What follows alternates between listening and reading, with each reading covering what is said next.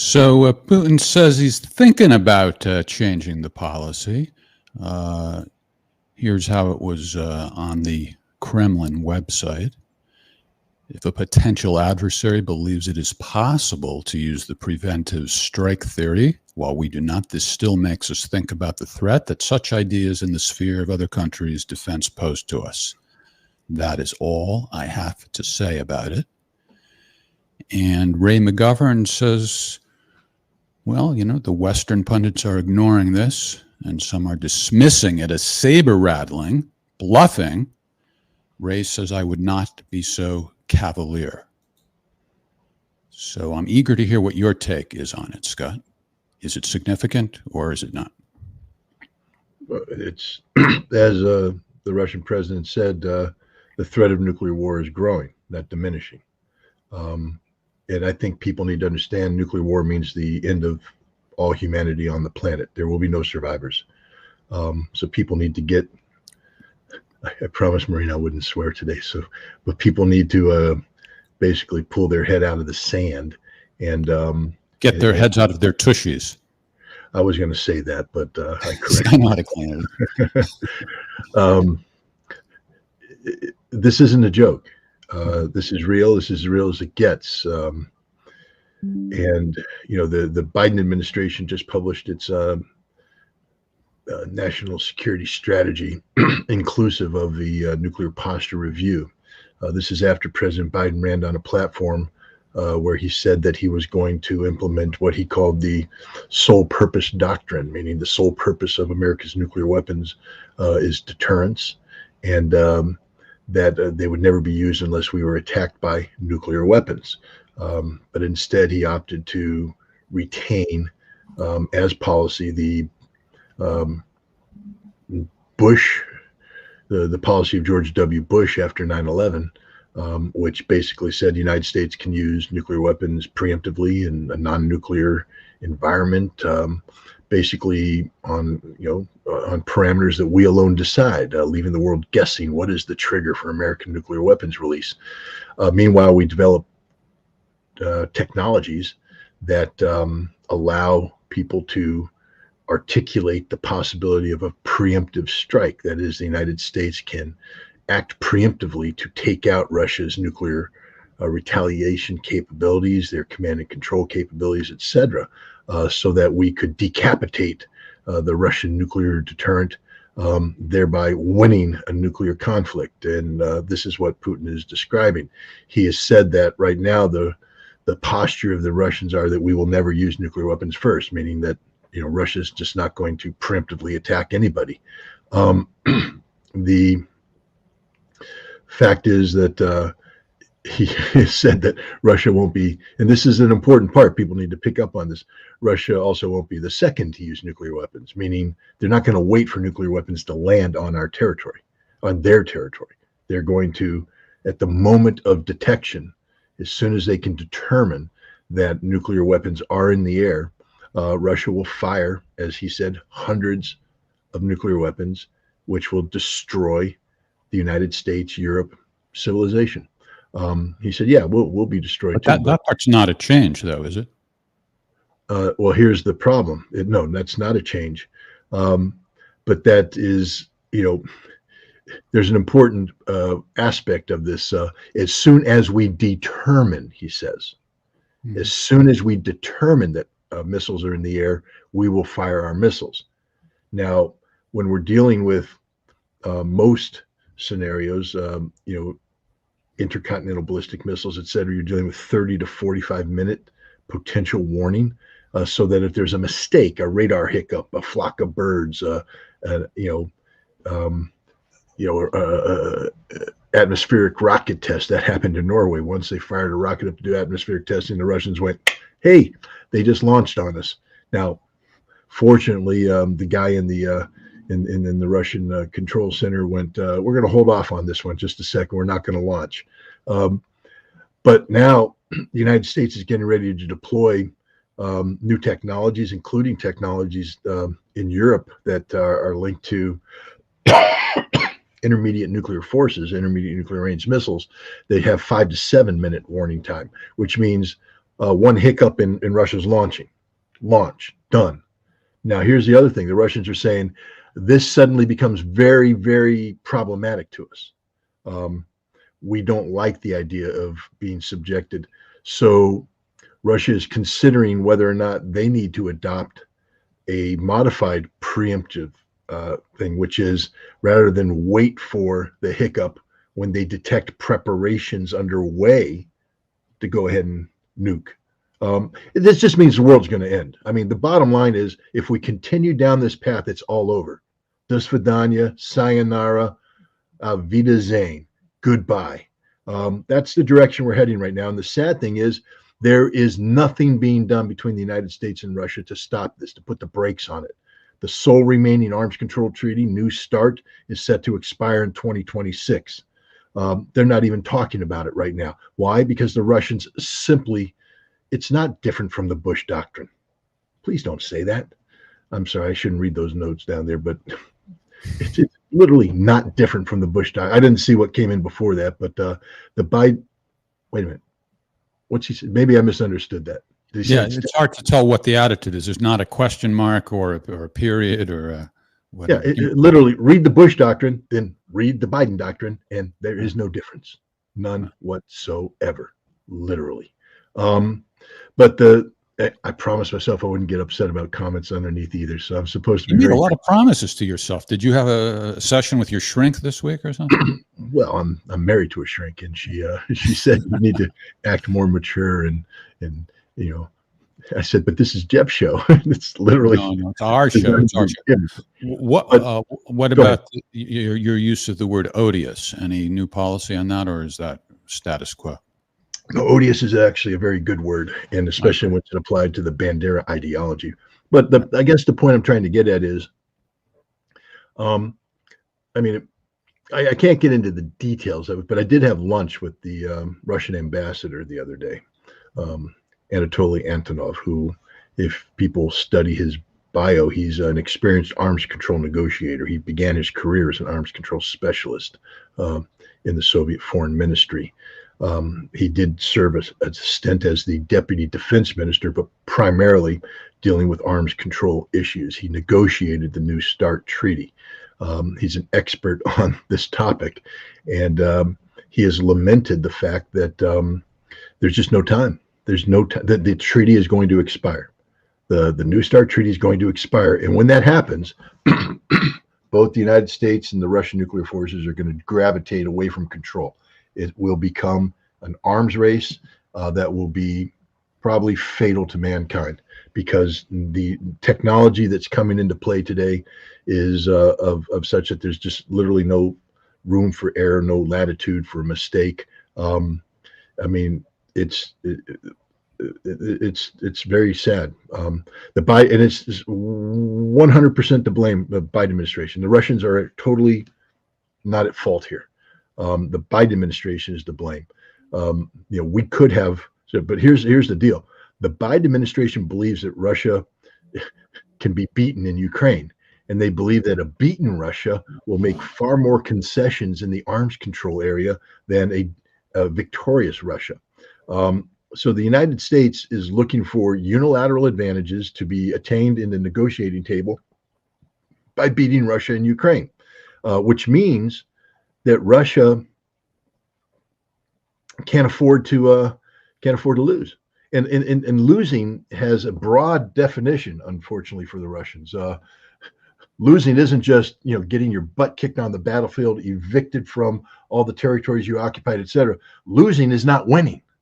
You lose when you don't defeat the Ukrainians. You lose when the Zelensky government or regime stays in power. You lose when the Banderists, this odious ideology we speak of, still exist in Ukraine. You lose by not crushing, destroying, defeating the NATO-backed Ukrainian entity.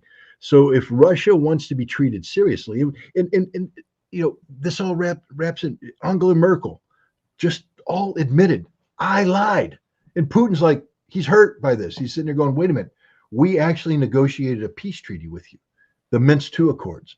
And we went all in on this. We were Let's get this baby done. We went to the Security Council of the United Nations. We got a resolution passed about this. We wrapped this thing in international law, and it turns out that Angela Merkel never intended. So it's not just an insult to Russia, it's an insult to the world. It's an insult to anybody who believes that the United Nations is a organization that has any potential to do anything. She lied, straight up lied to Putin, straight up lied to the international community, straight up lied to the United Nations, and she didn't lie alone.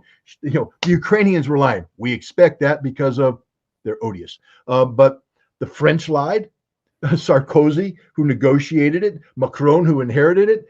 Biden lies. Biden is a lying sack of potatoes. See what I did there, Jeff? Yeah.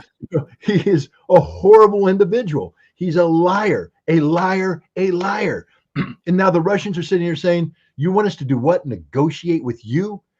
Nobody can be trusted. The Russians will negotiate with no one right now, especially from a position of weakness. So if there's ever going to be hope, and I'm saying this right now to everybody listening in, I don't care where you stand on this issue. No matter what happens in Ukraine, we all wake up in the morning, we who live elsewhere, okay? It's a tragedy for the people involved, but we get to wake up. But if the Russians don't win decisively, we're all going to die.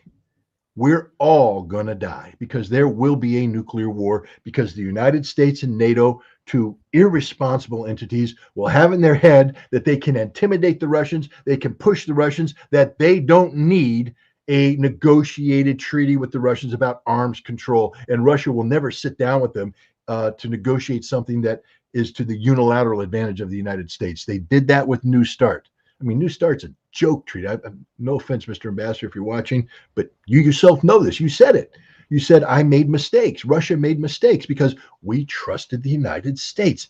You can't trust the United States. The United States lies. The United States cheats. The United States can't be trusted. So how do you begin to negotiate a treaty like this? I mean, what are the guarantees? We saw with the INF treaty, the United States will just make something up. The 9M729 missile. That's the fancy little cruise missile that the Russians built. And we suddenly went, that's a violation of the INF treaty. And the Russians went, no, it's not. We said, yes, it is. And the Russians said, where's the proof? We said, we're not showing it to you.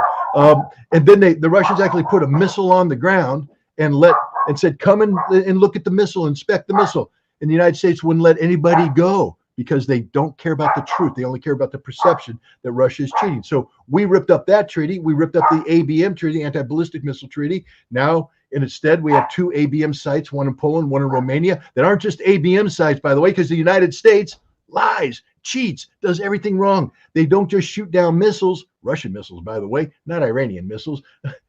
Liars. But we just developed a new missile called the Typhoon. What is the Typhoon? Well, the Typhoon is a modification of the SM-3, I believe, which is the Standard Missile 3, which we use to shoot down missiles. The SM-6 now, the Typhoon, can shoot down missiles, airplanes, and, oh gosh, by the way, hit ground targets long ways away, intermediate range. We also can put the ground launch cruise missile under. Wait, we're not supposed to have ground launch cruise missiles because the INF treaty banned them. Oh yes, but we're simply taking the sea launch cruise missile, putting it on the ground, and now that we've ripped up the treaty, we can fire as a ground. We are liars, and we've turned these two missile bases into forward deployed launch facilities that threaten Russia's strategic depth. Hey, Poland, Romania, think about it for a second. Where are the first two places going to be nuked in the future war? Oh yeah, those missile defense facilities. They're gone, along with your respective capitals, because the Russians don't like you anymore. They're going to kill all of you. This is crazy. And then we're telling the Russians, oh, you have to get rid of your tactical nuclear weapons. Meanwhile, the Russians say, well, yeah, but if we're going to do that, how about your B-61 bombs? Oh, no, Russia, those are NATO weapons, and they can't be touched. Really? There's a NATO nuclear weapon now? Apparently there is. There's the French weapons. Can't touch the French weapons. That's an independent nuclear deterrent. But the French are part of NATO. The British can't touch the British. They're independent, but they're part of NATO. So the United States is telling the Russians that this huge nuclear arsenal that's called NATO can't be part of any future nuclear negotiation, but the Russian tactical nuclear weapons must be on the table. This is the kind of insanity that the Russians have to understand. isn't going to change unless you beat the snot out of the Ukrainians, crush that pathetic little country, and embarrass NATO to the extent that the Europeans will be begging for a European security framework, that NATO will lose all relevance, these nuclear weapons will be put off the table, and then and only then can Russia then get into something that's reciprocal in nature, verifiable, based upon mutually acceptable standards of accountability. I attended a luncheon off the record, so I can't say who was there. A U.S. arms control official. What is the definition of reduction, Jeff? I'm just a simple Marine. Reduction, 3 syllables, probably too big of a word for me. But apparently, reduction doesn't mean to reduce. I thought it did. Reduction doesn't mean reduce. So when you speak of arms control reduction, apparently reduction can mean, in the American thing, this person was a lawyer, that we can increase.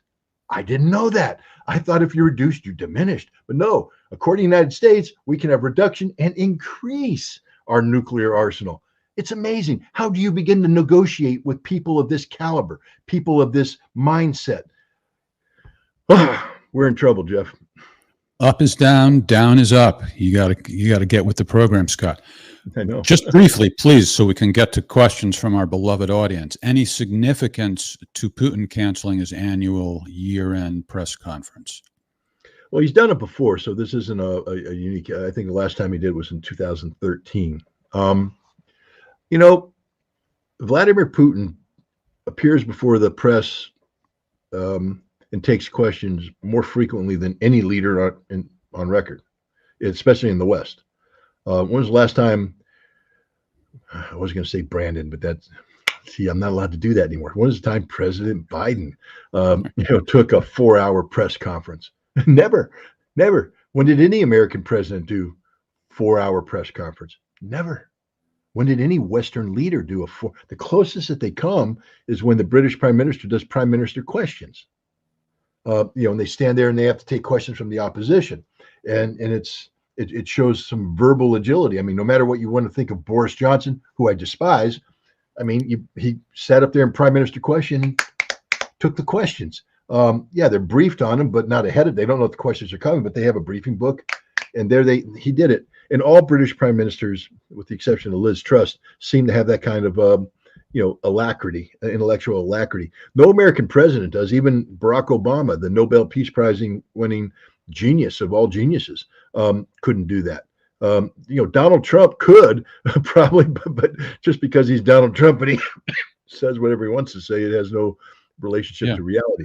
He stopped doing it at a certain point, but for a while he stopped doing it because I think he was told presidents normally shouldn't speak if their words aren't linked to actual policy.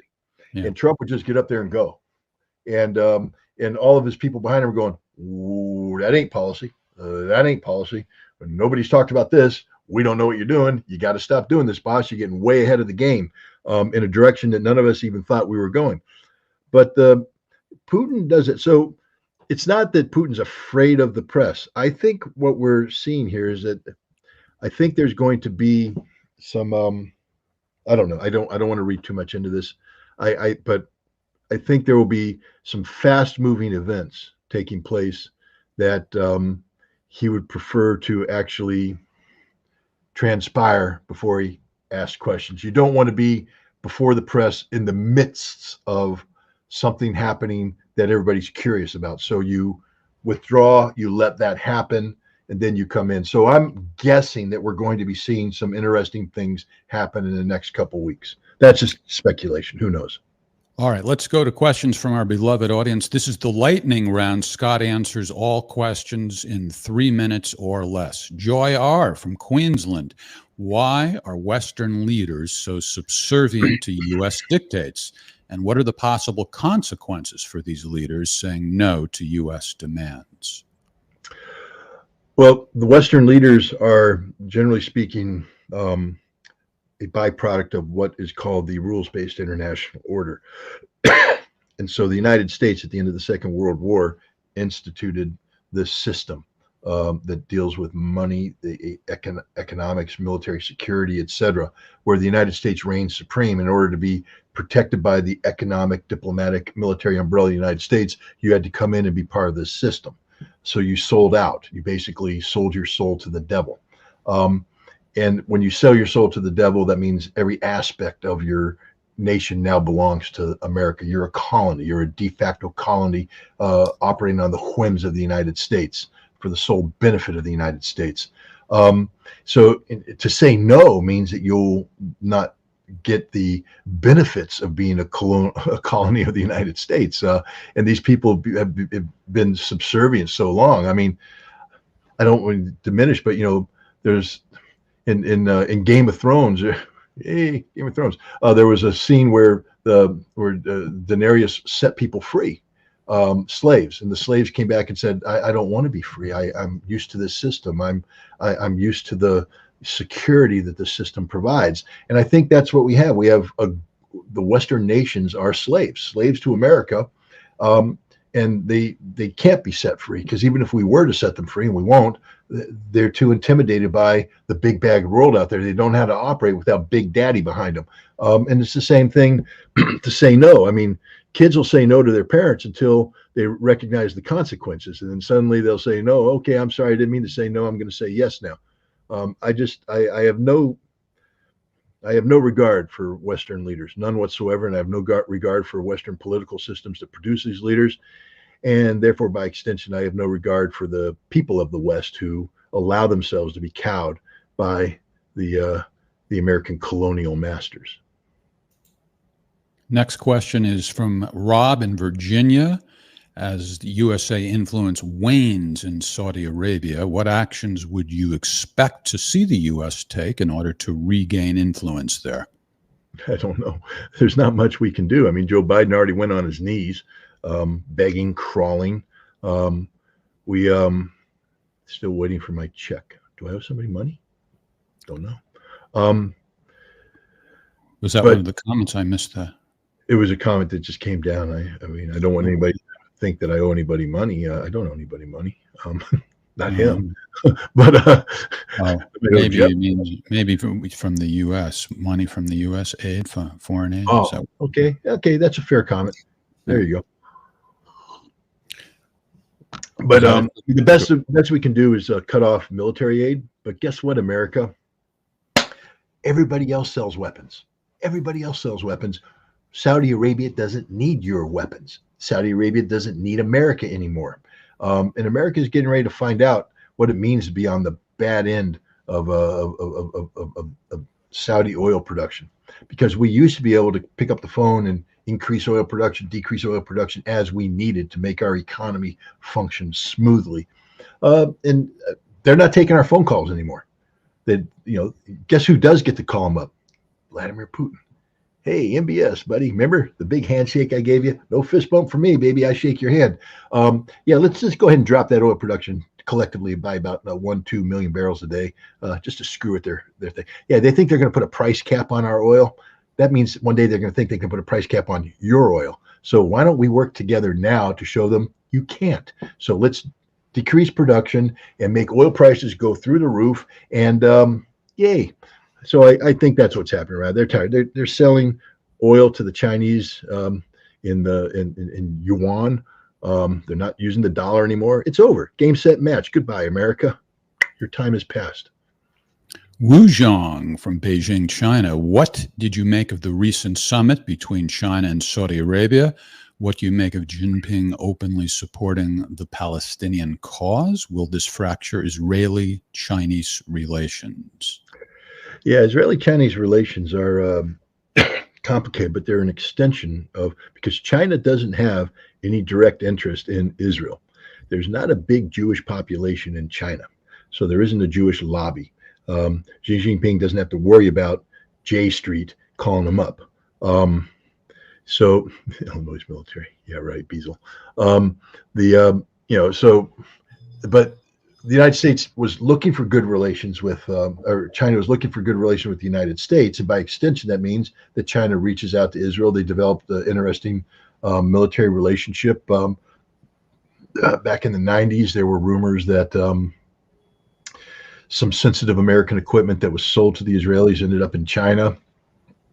So the Chinese can, well, actually, it was an Israeli fighter that was derived from American technology, ended up in China so the Chinese could take it apart. And there's rumors of this intelligence relationship going on. But that relationship's only viable if China cares about America, therefore uses a relationship with Israel to promote American relations. China and America are done. I mean, you know, and so China doesn't care about Israel anymore. China gets no benefit from Israel, no strategic value. They do get great strategic value from Saudi Arabia. And so that's why the recent summit meeting is so important. And that's why the Chinese embrace of the Palestinian cause, which of course is something that the Saudis at least give lip service to. So again, this is part of the overall geopolitical transitioning that's taking place right now. That's just fascinating to watch. When I use the word fascinating, that doesn't mean I support everything that's happening. It's just fascinating to watch. It's like watching a car crash. You know, it's fascinating to realize these two idiots are getting ready to run into each other.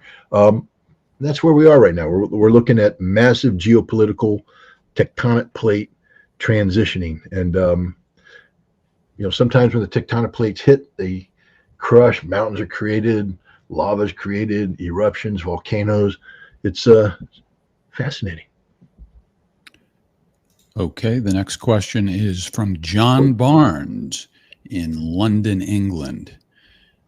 You like this trend of people putting things in lowercase letters that have traditionally been capitalized? Do you have any feeling about that, Scott? I don't like it. I usually change it, but for whatever reason, I decided to let it go this time. I believe that people get to express themselves how they wish. I'm a control freak, is what you're saying. But Jeff is a control freak. Look, let me put it this way. Right. This slide that we put up is ours. We can set the standard. If people don't adhere to the standards, we will adapt them, make them adhere to the standards, because we are not a democracy. Well, I usually do, but I don't know. For some reason, I let it go this time. That's all okay. Right. Yeah, John Barnes, lowercase j, lowercase b. What will China's foreign policy be in the future? Will they invade the Middle East in the future, or will they use the Belt and Road Initiative to win over the Middle East instead of bombing it into submission?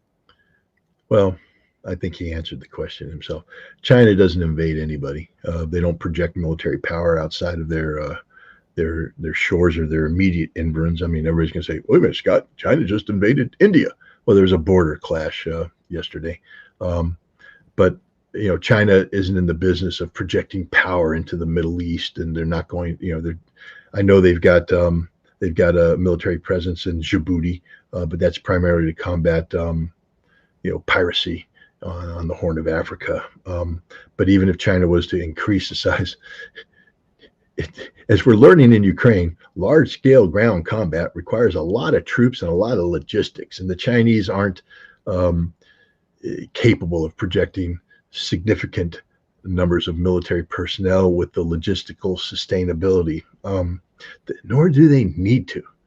You see, the United States does this because we seek to impose things on people. We want to impose democracy. We want to impose our morality. You know, you can't have abortions. We won't give you money if you have abortions. You can't do this. You can't do that. You can't. The Chinese don't come in with any morality. The Chinese say, you want to do business? You need money? Want to build a bridge? Here, money, bridge, contract signed. Let's go. That's it. And the Belts and Roads Initiative is China's way of basically dominating the world without using military force, and it's very, very effective. It cost them $7 to $10 trillion over the last decade, but they now have inroads everywhere. They dominate global supply chains, and they're going to crush the United States and the West if we ever get into a true economic war. One of the reasons why is that thanks to what's going on with Russia and Ukraine, the world is learning that we can live without American banking. We can live, the world can operate in a way that obviates American sanctions.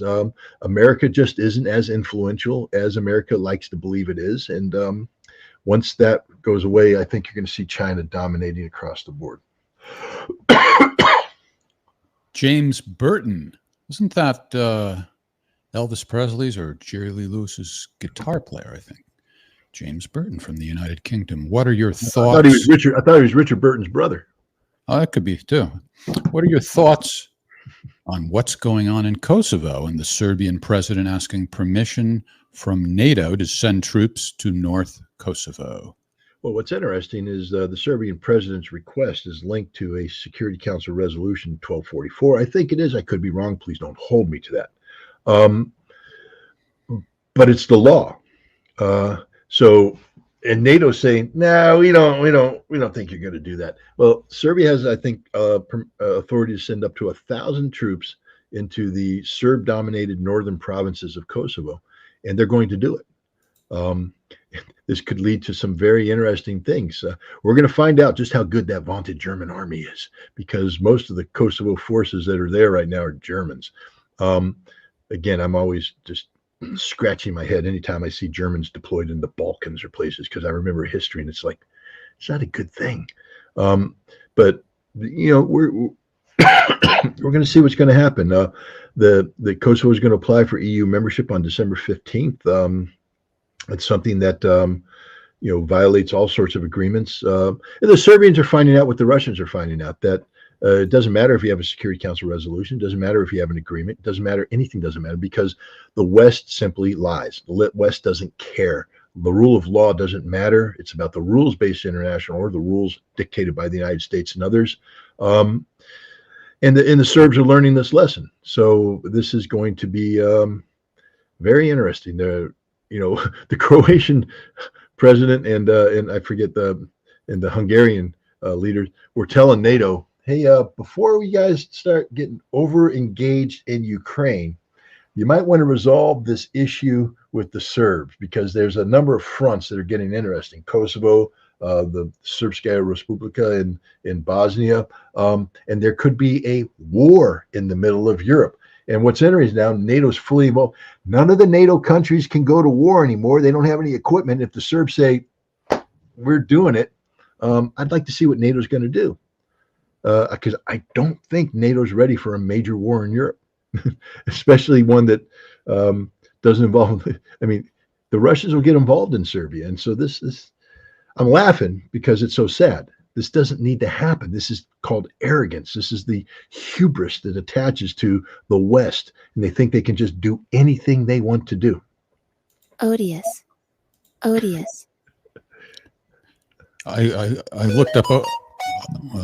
No, you beat the timer. I looked up odious in the dictionary. 2-word definition. What do you think it is? Very bad.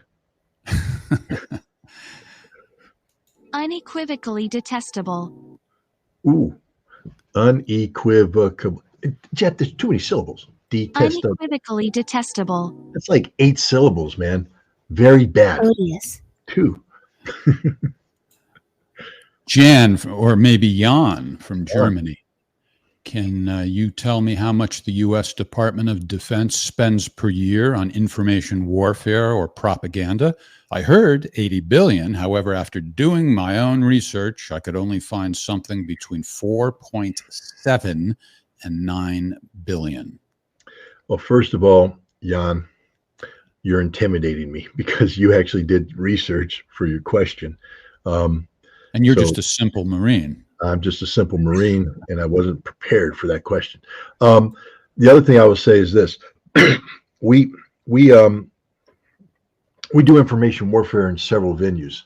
The Department of Defense has one, and then the CIA has one. We also do it through the State Department. So there's different pools of money that are out there. USAID does it, and then we also funnel money into various NGOs through the NED, that's the National Endowment of Democracy, and then we have another Republican version of that, etc.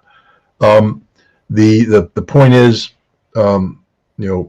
you may have found a budget linked to Department of Defense, although I would imagine DoD is going to be a little bit higher than that, or the State Department's budget, although that's a lot of money for the State Department. But a lot of these budgets are also going to be classified because a lot of the information warfare that we do falls under the rubric of a political action. and political action that's linked to regime change or anything of that nature will be kept away from the public eye. So that 80 billion figure might be the all-encompassing number, and then there's different pools of money in there. But for me to give you a more specific answer, I would have to dig deeper, and I'll probably run into a wall of classification that will hamper my results. But Jeff, why don't we put a marker on that one, and on Friday, let's see if I can get back, because that was a good question. I respect the fact that he did the research, so I owe it to him to follow up. All right. Thank you very much for your dedication, and I will do my best to remind you. Yassine from Germany. Why do we hardly ever hear anyone comparing the current Ukraine situation to what happened when the U.S. deliberately provoked the Soviet Union to invade Afghanistan in 1979, like Brzezinski later boasted? Could you provide some analysis on the differences between these two conflicts? Well, they're both, based upon provocation. I think the Carter initial discussions with Brzezinski and the funding took place in 78, as early as 78. And the goal was to create a Vietnam, a Soviet Vietnam in Afghanistan. So we began funding and promoting and agitating the Mujahideen, the Islamic elements in Afghanistan, to lure the Soviets into a trap. But what happened in Ukraine's far different. We're talking about the expansion. I mean, there's more geopolitics involved. I like that comment. The geopolitics of NATO expansion, the complicated relationship between NATO and the West and Russia that is derived from the post-Cold War period, the decade of the 90s, and sort of the struggle, the competing narratives of Russia trying to emerge from the 90s to become an independent, strong, sovereign nation, and the United States and the West trying to return Russia to the 90s to be a subservient, decrepit, bankrupt colony of the West. So there's a lot going on that make the two different. The one thing they have in common, though, is the provocative stance, meaning the premeditated desire to create a conflict, to lure.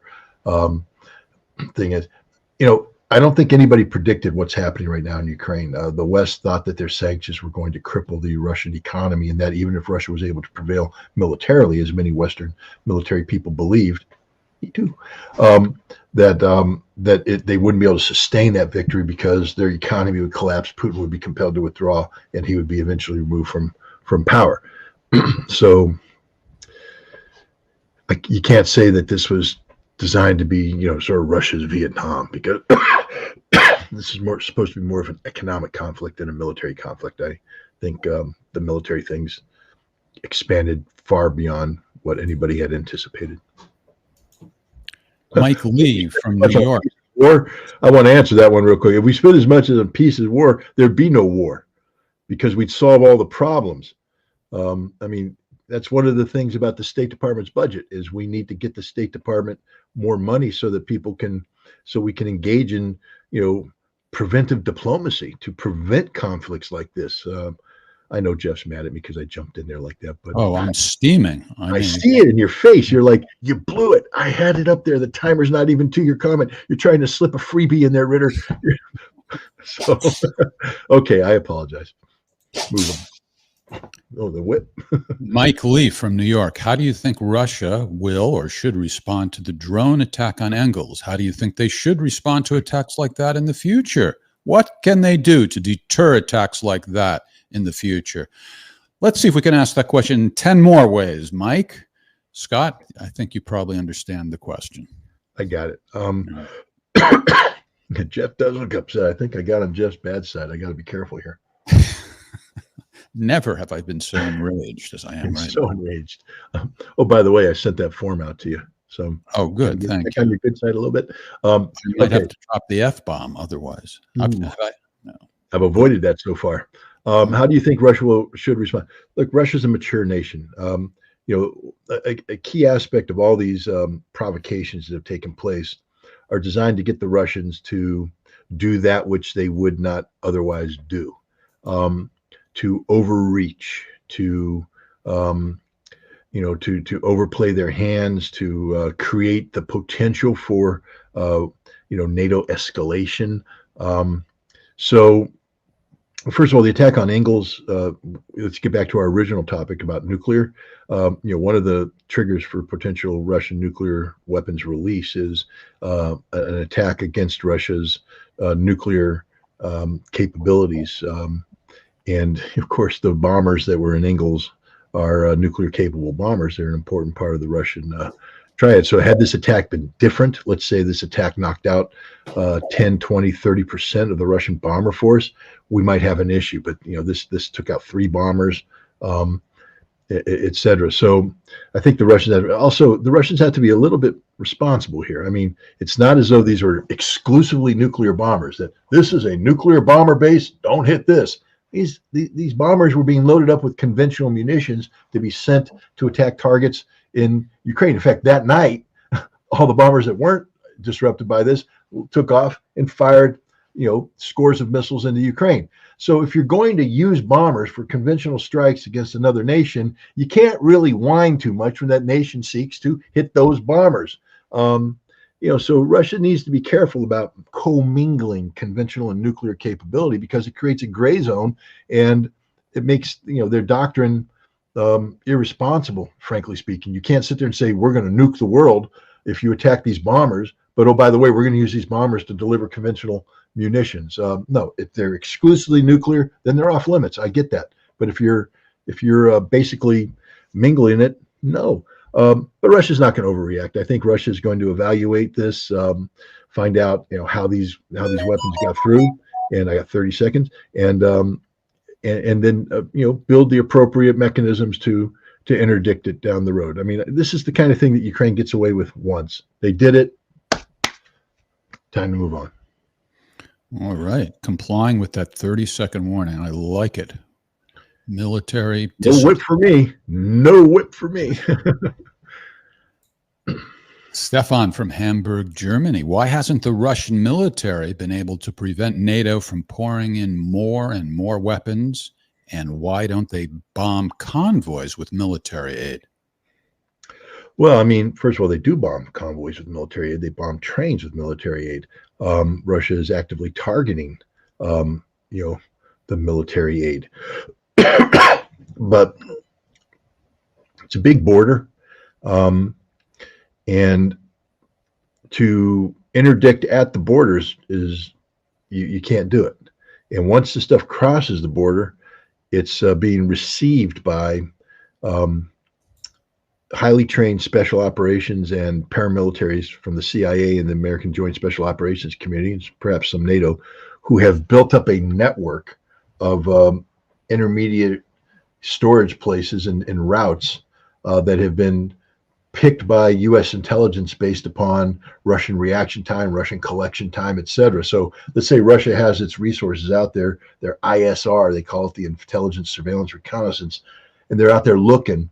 By the time they detect, we're going to know, if they don't have permanent eyes on target, there's going to be a detection and a reaction thing. And so American boys are going to sit there and go, okay, detection, the reaction this time, we need to move this far, go. And they move and they put it in another place to hide it.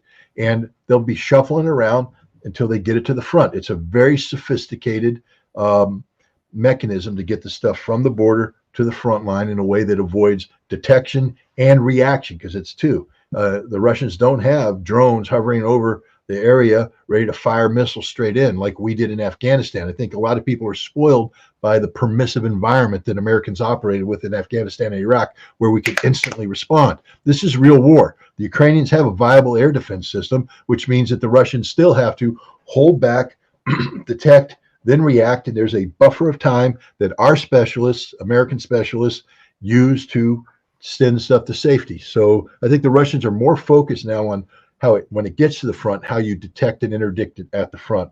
To emphasize going forward in that, you'd have to take physical control of the border, which means that Russia would have to put hundreds of thousands of troops along the Ukrainian, Romanian, Hungarian border. And that's not part of the Russian war plan at the moment, I don't believe. Erstwhile Georgia, the nation, the state, who's to say? What is your opinion concerning the accusations of neo-Nazi elements in Russia's Wagner organization? Oh, they spelled organization with an S. Okay, not from here. There you go. That's the giveaway. They're foreigners. They are foreigners. No, it's a fair question, but let me start off by saying this. If you want to engage in whataboutisms, you're way off, because the accusation of neo-Nazi elements in Russia's Wagner organization, we're talking about an extreme minority of involvement, if indeed it's what, let's assume that the reports are true. And I think they're talking about something called the, I don't know, Imperial Russia group, and then underneath it is something Rushi movement, or I read about it. My brain is addled.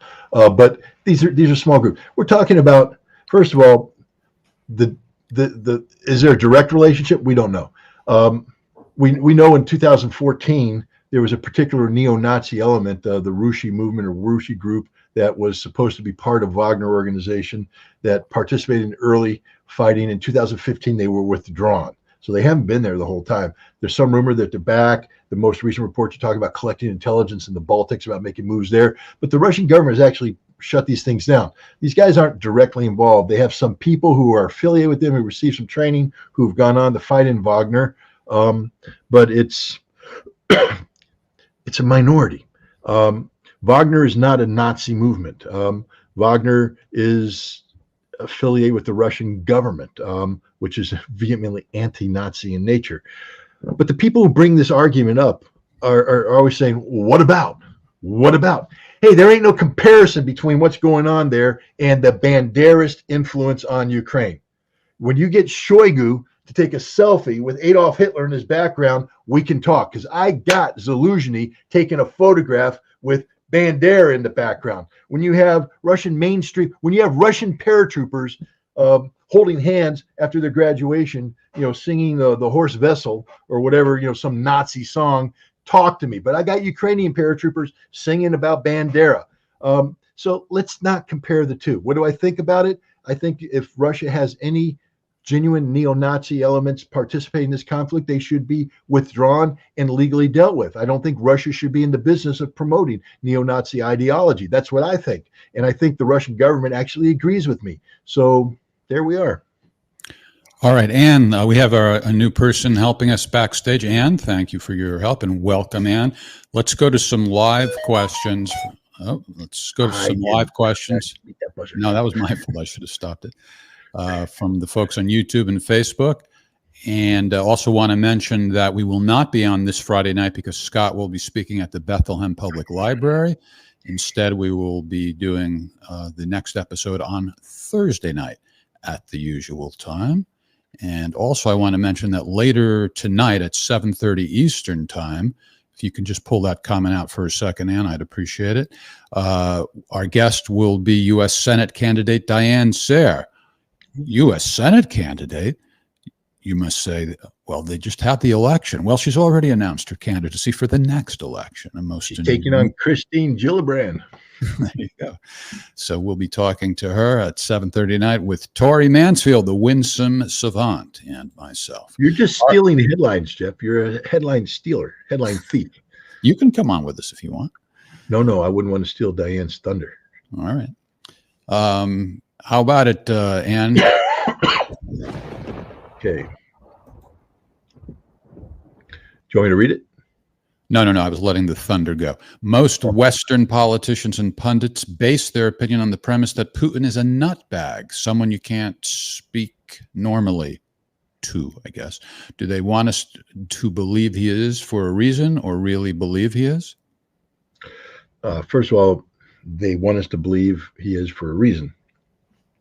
And the reason is that they want to simplify Russia into easily, you can put Russia in little cubicles. Russia is evil. Ooh, Russia's neo-Nazi. Ooh, Russians are stupid. Ooh, Putin is bad. Ooh, in order to do that, you got to simplify, because the last thing you'd want to do is actually say, hey, why don't you read Putin's April 2005 address to the Federated Council in Russia? Gosh, I mean, that's just not a stupid man. That's one of the smartest pieces of political rhetoric out there. Or you could back that up with his statement to the Munich Security Conference in 2007, I believe. Again, it should go down in history as some of the best, writing, not just his presentation, but the question and answer. Remember, we were talking about question and answer. He destroyed the collective West in his question and answer. This ain't a nutbag. This is one of the smartest politicians out there, a man who has all the information at his fingertips. Say every time he speaks, there's purpose behind his words. But we can't have that. We can't talk about the intelligence of the Russian president, because then we couldn't, start putting them in little cubicles. We have to deal with Russia, as a whole, because when Putin speaks, he speaks about Russia, about the complexity of Russia, about the reality of Russia, and you can't pigeonhole this kind of stuff. So they do it to dumb him down. So the premise, the perception of stupidity can be spoon-fed to the American audience, to the British audience. Hopefully people are smarter than that. Please go out and read his speeches. I challenge anybody in the audience, read his speeches and come back to me and say, yeah, he said this. Well, we'll talk about that. I bet you it's not as dumb as you think it is. It might be maybe that you don't understand the context of what he's saying, because he's smarter than you are, because he's smarter than I am. He's one of the smartest people out there. He knows what he's doing. He knows what he's talking about. And here's the beauty of it. He's been doing it for a long time. There is no other Western politician that has the continuity in power of Vladimir Putin. So this man is not only smart, he's been smart in the same job for a long time, which means nothing takes him by surprise. He has this under control. And we can't talk about that. We have to treat him as stupid and dumb. This is why there's all this talk about a Moscow Maidan, as if Vladimir Putin's some run-of-the-mill politician who just got elected and doesn't have a deep base of support in Russia.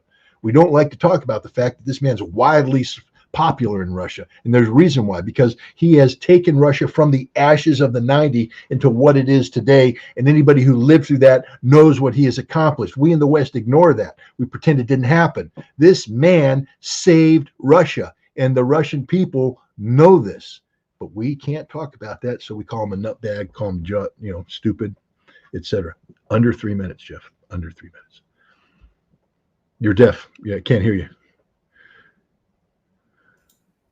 We also claim that he has all these physical ailments. Remember, we were talking about how they claimed he pooped in his pants and he has cancer and this and that. Meanwhile, every time I see him, he looks totally vibrant. Look, he's 69 years old. What 69-year-old doesn't have health issues? Okay, but the man, he ain't Joe Biden. Okay, so let's. With all due respect, that's a bunch of malarkey. All right, that was the same person we just had a question from. Let's give somebody else a chance in. Wasn't that the same person who just asked one? Deadly 0101. They cannot exist without propaganda? At my end. Let's do another one. A question for Scott, Ann. Serbia and Kosovo seem to be blowing up at the same time. Is this somehow related? Yeah, I mean, it's all about Kosovo. I mean, you say Serbia is blowing up. I don't see Serbia blowing up. I see pro-government demonstrations in Belgrade. I see people demonstrating on behalf of Kosovo. But Kosovo is... again, this is a Western provocation. Anybody who thinks that this isn't planned, what's happening, don't understand what's been going on. This is a crisis that's been in place, been moving towards since the summer. The West has bought time, again, because the West likes to negotiate things and never live up to it. And the Serbs are seeing through it right now. I mean, literally, the fact that Serbia is ready to implement a Security Council resolution that gives it the authority to deploy 1,000 troops into northern Kosovo, and NATO and everybody else say, no, you can't do that. Serbia is waking up, but this is a deliberate provocation. I think they were hoping that Serbia would back down. The West has been leaning on Serbia, trying to get Serbia, bribe them off with promises of European Union membership. intimidating Serbia to join the anti-Russian sanctions. But Serbia's in no position to do that, even if they wanted to do that. I think the West once again has overreached, miscalculated, and put their money on red when they should have put it on black. All right. By the way, your voice seems to have been mostly restored, although you're still coughing, and the audience has noticed it, and people are continuing to urge you to drink vodka or cognac or something. Have you been doing anything? They just want to hear me swear. They just want to hear me swear, and I'm not going to do it. Have you been doing anything to get back into shape? Have you been resting at least? I actually have. I have a lot of editors, including Jeff Norman, who's waiting for a Substack article, who are upset with me because I haven't put pen to paper. You always ascribe these emotions to me that I didn't even know I had.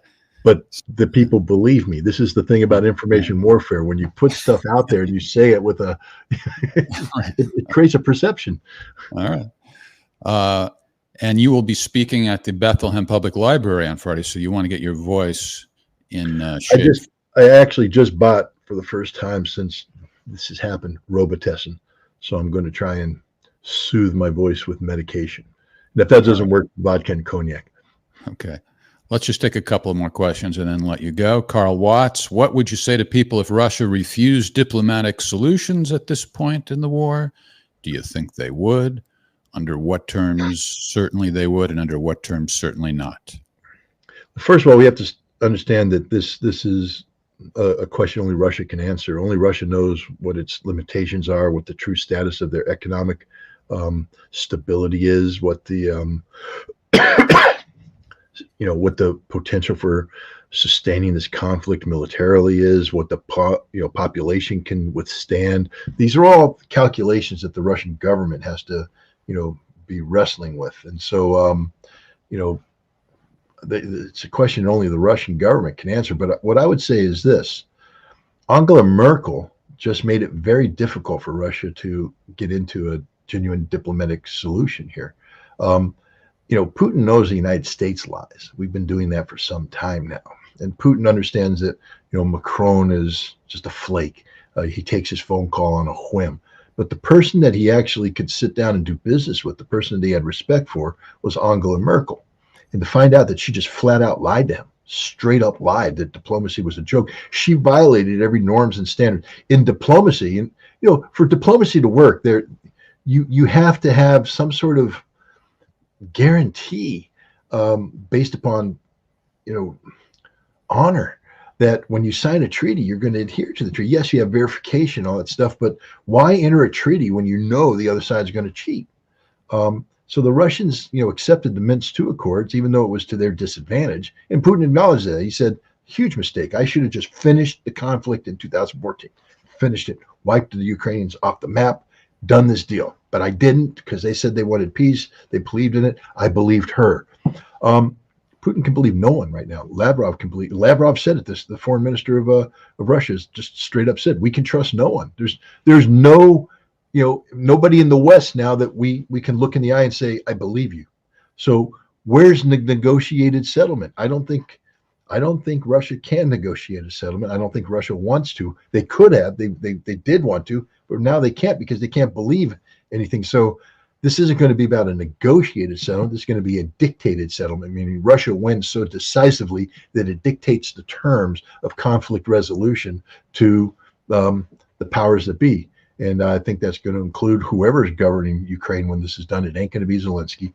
And whoever in the West wants to, whatever organizational structure the West wants to bring to bear, whether it's NATO, OSCE, European Union, somebody in the West is going to have to come crawling to Russia and accept the terms of surrender. All right, let's take just one more question and then let Scott get to his Robitussin. Terry Barnes, thanks for the financial contribution. If NATO instigates another conflict in Serbia, do you think Russia will be in a position to come to their aid militarily? Well, Russia, I don't believe, will send troops because, again, the whole idea is to avoid a force-on-force conflict. but Russia can certainly send military aid, military equipment. So maybe it's time for Russia to get a little payback on NATO. But again, I say that with a smile. Now I just suddenly realized, but Russia actually likes the Serbian people. You see, NATO doesn't like the Ukrainian people. NATO hates the Ukrainian people. That's why NATO is willing to slaughter the Ukrainian people. What's going on isn't to help NATO. We're literally destroying a nation and destroying a population. So I take that back. I was getting a little too sly.